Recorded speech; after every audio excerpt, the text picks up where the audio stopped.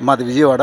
నా పేరు చెన్నగిరి రామ్మోహన్ రావు. 12 జ్యోతిర్లింగాలు అసలు ఆ దేవాలయాలకు వెళ్ళి చూస్తే మనకు ఎలాగుంటాయో అలాగే ఇక్కడ ప్రాణప్రతిష్ఠ చేసి ఎంతో అద్భుతంగా ఈ దేవాలయాన్ని తీర్చిదిద్దారు.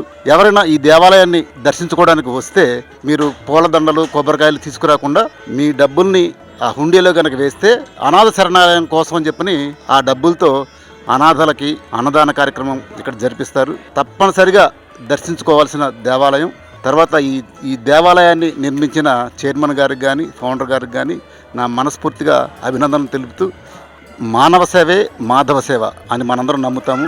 అలాగే ఈ రెండు కూడా ఈ దేవాలయంలో ప్రత్యక్షంగా మనకి కనిపిస్తూ ఉంటాయి. కాబట్టి ప్రతి ఒక్కరూ మానవ సేవే మాధవ సేవగా భావించి ఈ పుణ్యలింగేశ్వర స్వామి దేవాలయాన్ని అందరూ దర్శించుకోవాలని చెప్పని కోరుకుంటున్నాను. 12 జ్యోతిర్లింగాలను ఒకే చోట దర్శించుకునేలా నిర్మించిన శ్రీ పుణ్యలింగేశ్వర స్వామి క్షేత్ర పూర్తి స్థాయి నిర్మాణంలో భాగంగా సిమెంట్, ఇటుక, ఇసుక, గ్రానైట్, కంకర వంటి నిర్మాణ సామగ్రిని గాని లేదా విరాళాల రూపంలో గాని మీ శక్తి కొలది సాయం చేసి సంపూర్ణ శివానుగ్రహాన్ని పొందండి.